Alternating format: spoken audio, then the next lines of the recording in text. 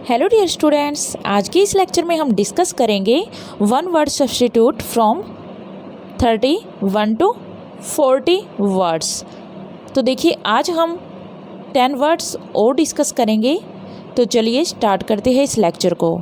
तो देखिए जो फर्स्ट हमारा है यहाँ पर 31, that which can not be avoided.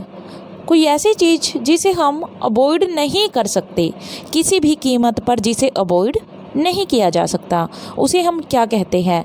तो देखिए फर्स्ट है एक्सपेंसिव। एक्सपेंसिव क्या होता है? कॉस्टली, यानी कि जो महंगा होता है उसे हम एक्सपेंसिव कहते हैं। तो यहाँ अवॉइड किया जा सकता है, एक्सपेंसिव हो चाहे ना हो, इससे इसका कोई रिलेशन नहीं है। प्रीसियस। प्रीसियस क्या होता है? प्रीसियस होता है कीमती। जो चीज़ बहुत ज़्यादा वैल्यूएबल हो, कीमती हो, तो वो होता है प्रीसियस। थर्ड है इनएविटेबल। तो यहाँ पर इसका जो मीनिंग होगा that which can not be avoided. एक ऐसी चीज़ जिसे अवॉइड नहीं किया जा सकता उसे हम कहते हैं इनएविटेबल। तो ये हमारा करेक्ट आंसर होगा। फोर्थ है इम्पोर्टेंट। तो देखिए महत्वपूर्ण है, पर ये तो नहीं है कि हमें कोई महत्वपूर्ण कार्य आ जाए, क्या हम उसे कभी भी अवॉइड नहीं कर सकते? तो हम उसे अवॉइड कई बार कर भी देते हैं। तो सबसे ज़्यादा इम्पोर्टेंट जो यहाँ पर वर्ड है, यहाँ पर जो इसका रियल मीनिंग है वो क्या रहेगा? इनएविटेबल। नेक्स्ट चलते हैं अब 32 है one who can speak many foreign languages. तो देखिए 2 टाइप के क्वेश्चंस यहाँ पर आते हैं। एक क्वेश्चन में तो क्या दिया होगा हमें? फॉरेन लैंग्वेजेस के बारे में दिया होगा कि जो विदेशी भाषाओं को जानता है, बहुत ज़्यादा विदेशी भाषाओं को जो स्पीक कर सकता है, बोल सकता है। एक तो ये आता है, और दूसरा क्या आएगा? Who nose many languages. उसमें फॉरेन वर्ड नहीं दिया होता, तो उसका मीनिंग अलग होता है जो हम आगे करेंगे। तो देखिए यहाँ पर क्या है? एक ऐसा व्यक्ति जो बहुत ज़्यादा विदेशी भाषाओं को बोल सकता है, यानी कि बहुत सी विदेशी भाषाओं को जो बोल सकता है, उसको हम क्या कहते हैं? तो फर्स्ट वर्ड जो हमारे पास है वो है लोक्वेशियस। लोक्वेशियस क्या होता है? लोक्वेशियस होता है टोकेटिव। ये देखिए मोस्ट इंपॉर्टेंट वर्ड है, बहुत बार ये एग्जाम में रिपीट होते हैं। ये वाला वर्ड बहुत ज़्यादा रिपीट होता है। तो ये क्या होता है? लोक्वेशियस कौन होता है? वो होता है टोकेटिव। टोकेटिव यानी कि एक ऐसा person who speaks too much, बहुत ज़्यादा बोलता हो जो। सेकंड है लिंग्विस्ट। तो इसका जो मीनिंग रहेगा one who can speak many foreign languages, उसको हम कहते हैं लिंग्विस्ट, जिसको हिंदी में कहते हैं भाषाविद, जो बहुत सी भाषाओं को जानता है, विदेशी भाषाओं को जानता है। उसके बाद है बाइलिंगुअल। बाइलिंगुअल क्या होता है? हु कैन स्पीक और राइट 2 लैंग्वेजेज। बाई का देखिए यहाँ पर रूट है बाई। बाई का मीनिंग ही क्या होता है? बाई का मीनिंग होता है 2। जो यहाँ पर बाई है उसका मीनिंग होगा 2। लैंग्वेज से निकला है लिंगुअल, यानी कि ऐसा व्यक्ति जो 2 भाषाओं को लिख सकता है और बोल सकता है। तो यहाँ पर तो मैनी है, फॉरेन लैंग्वेजेज वो भी, तो यहाँ पर क्या होगा? लिंग्विस्ट। मैन्यूस्क्रिप्ट क्या होती है? मैन्यूस्क्रिप्ट आपने सुना होगा, कोई हैंड रिटन और टाइप्ड मटेरियल होता है किसी बुक का, यानी कि कोई ऐसी किताब या फिर ऐसी जो भी आप लेख कह सकते हैं, कोई जो कि हैंड रिटन हो, जो हाथ से लिखा गया हो। तो देखिए जहाँ पर भी मेन्यू वर्ड आ जाए, इसको देखकर आप समझ जाना कि ये हैंड से रिलेटेड है, हाथ से रिलेटेड है। हाथ से रिलेटेड वर्ड्स के लिए हम मेन्यू वर्ड का यूज करते हैं। स्क्रिप्ट क्या होता है? लिखी हुई कोई भी चीज़, उसको हम स्क्रिप्ट बोलते हैं।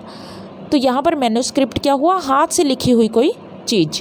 तो यहाँ पर हमारा करेक्ट आंसर रहेगा लिंग्विस्ट। नेक्स्ट देखिए वन हु नॉट पे हिज डेट्स।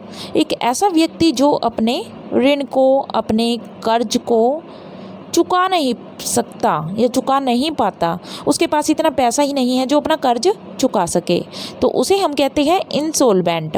ये मोस्ट इंपॉर्टेंट वर्ड है, बार बार एग्जाम में आते हैं ये।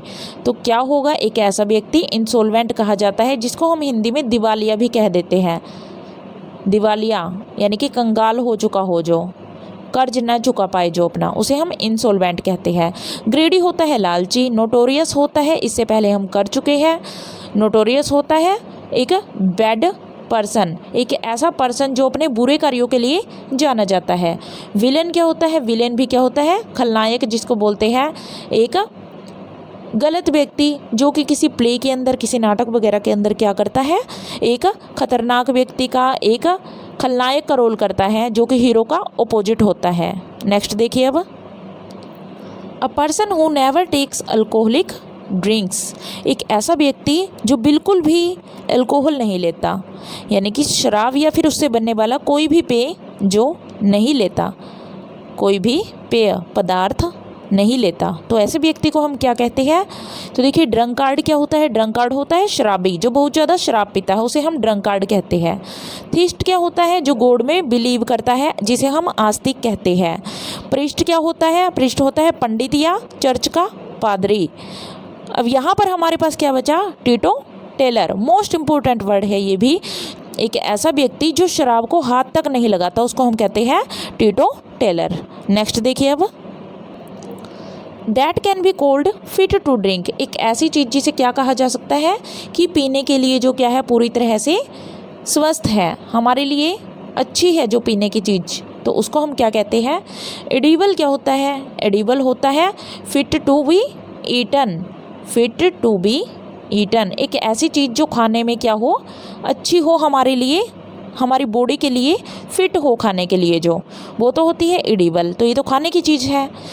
क्लीन क्या होता है, क्लीन होता है साफ, साफ सुथरा, तो ये भी नहीं होगा। पोर्टेबल क्या होता है, that can be called fit to drink, एक ऐसा पेय पदार्थ जो हमारे पीने के लिए क्या हो, उचित हो, हमारी बॉडी के लिए उचित हो, उसको हम कहते हैं पोर्टेबल। ओरेटर क्या होता है, ओरेटर होता है one who can give a good speech, एक ओरेटर जो एक स्पीच देता है, और कैसी स्पीच होगी, पब्लिक स्पीच, पब्लिक में खड़े होकर जो स्पीच देता है तो उसको ओरेटर कहते हैं। तो यहाँ पर करेक्ट आंसर होगा सी। नेक्स्ट देखिए अब, वन हु लव्स मैनकाइंड, एक ऐसा व्यक्ति जो कि मानवता से या फिर इंसानों से प्यार करता है, उसे हम क्या कहते हैं। तो देखिए मिसओगिनिस्ट, मिसओगिनिस्ट क्या होता है, a person who hates women, एक ऐसा व्यक्ति जो कि औरतों से नफरत करता है, उसे हम मिसओगिनिस्ट कहते हैं। मिसएंथ्रोप, मिसएंथ्रोप क्या है, जो कि पूरी मानवता से लव नहीं करता बल्कि क्या करता है, वो करता है हेट, तो यहाँ पर क्या आ जाएगा, हेट करने वाला, जो कि सभी मैनकाइंड से, हर एक इंसान से या मानवता से क्या करता है, जो नफरत करता है। तो देखिए मिस वर्ड का हम क्या बनाते हैं, हमेशा नेगेटिव वर्ड ही बनेगा मिस का, जैसे मिसओगिनिस्ट है तो औरतों के विरुद्ध होगा। मिस एंथ्रोप है, एंथ्रोप किससे बना है, एंथ्रोलॉजी से, यानी कि मानव विज्ञान से, तो मानवों के बारे में होता है जो एंथ्रोप वर्ड से, मानव के बारे में ही होगा हमेशा। मिस होगा एक नेगेटिव वर्ड, तो मिसएंथ्रोप क्या है, जो कि इंसान का दुश्मन हो। फिलैंथ्रोपिस्ट, फिलैंथ्रोपिस्ट क्या होता है, फिलैंथ्रोपिस्ट एक ऐसा व्यक्ति होता है जो कि इंसानों से या फिर मानवों से लव करता है, प्यार करता है। ऑर्फन होता है अनाथ, ऑर्फन या फिर ऑर्फन भी बोलते हैं इसको, ऑर्फन होगा अनाथ।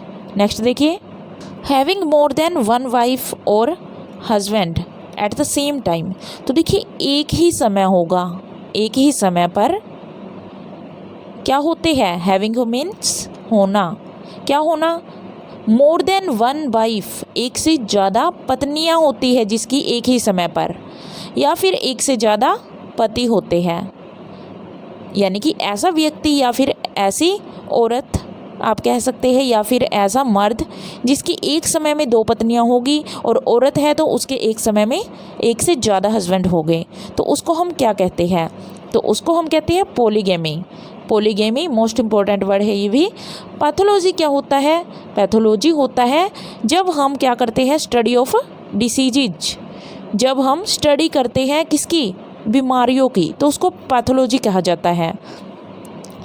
थियोलॉजी या फिर थियोलॉजी क्या होता है, जब हम रिलीजन के बारे में स्टडी करते हैं, तो किसकी स्टडी होती है, यहाँ पर रिलीजन की स्टडी होती है, तो उसको हम क्या कहते हैं, थियोलॉजी।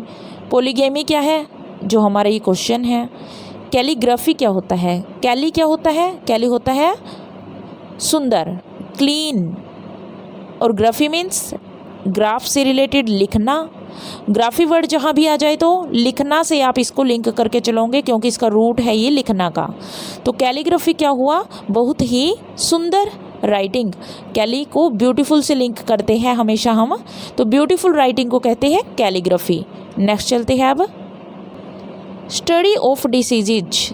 तो अभी हमने देखा जब हम बीमारियों का अध्ययन करते हैं तो उसको हम कहते हैं पैथोलॉजी, तो मोस्ट इम्पोर्टेंट है ये भी। अब देखिए एग्रोस्टोलॉजी क्या होता है, तो देखिए लॉजी क्या है, लॉजी से तो हम जानते हैं, चाहे पैथोलॉजी हो, एस्ट्रोलॉजी हो, सिस्मोलॉजी हो या फिर एथनोलॉजी हो, लॉजी का मीनिंग ही क्या होता है, अध्ययन करना किसी चीज़ का।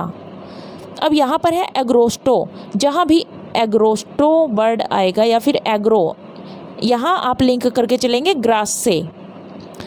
अब यहाँ पर स्टडी किसकी है, तो यहाँ पर लॉजी किसकी है, तो वो है ग्रास की। जब हम घास का अध्ययन करते हैं, पैथोलॉजी क्या होगा, जब हम बीमारियों का, डिसीज़ का अध्ययन करते हैं। सिस्मोलॉजी क्या होता है, सिस्मोलॉजी मोस्ट इम्पोर्टेंट वर्ड है, ये देखिए ये हमारे एरर में भी आता है, स्पेलिंग एरर में, एंटोनिम सिनोनिम में भी आता है। तो सिस्मोलॉजी क्या होता है, सिस्मोलॉजी होता है study of earthquakes, study of earthquakes.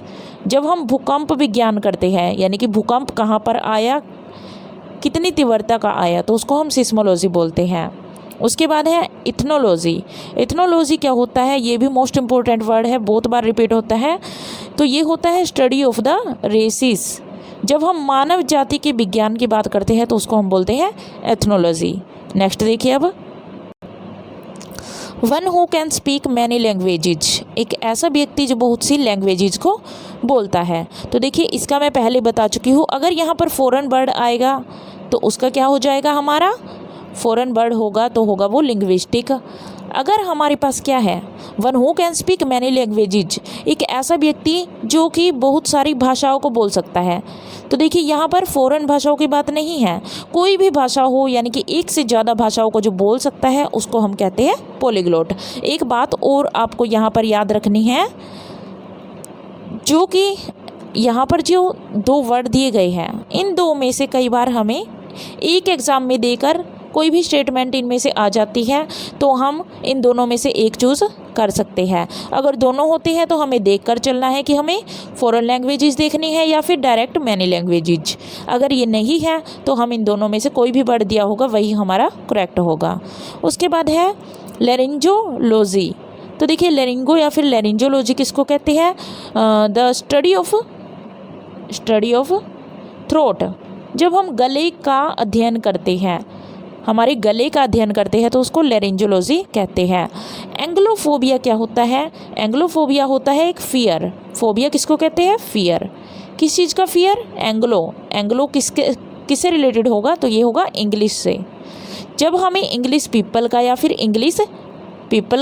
English language का डर होता है तो उसको हम कहते हैं एंग्लोफोबिया। जैसे के लिए क्या है, एंग्लोफोबिया है, यानी कि अंग्रेजी भाषा का डर या फिर अंग्रेजी लोगों से डर। तो आई होप आपको ये लेक्चर समझ आया होगा। अगर लेक्चर अच्छा लगा हो तो चैनल को लाइक, सब्सक्राइब एंड शेयर जरूर कीजिएगा। Thank you.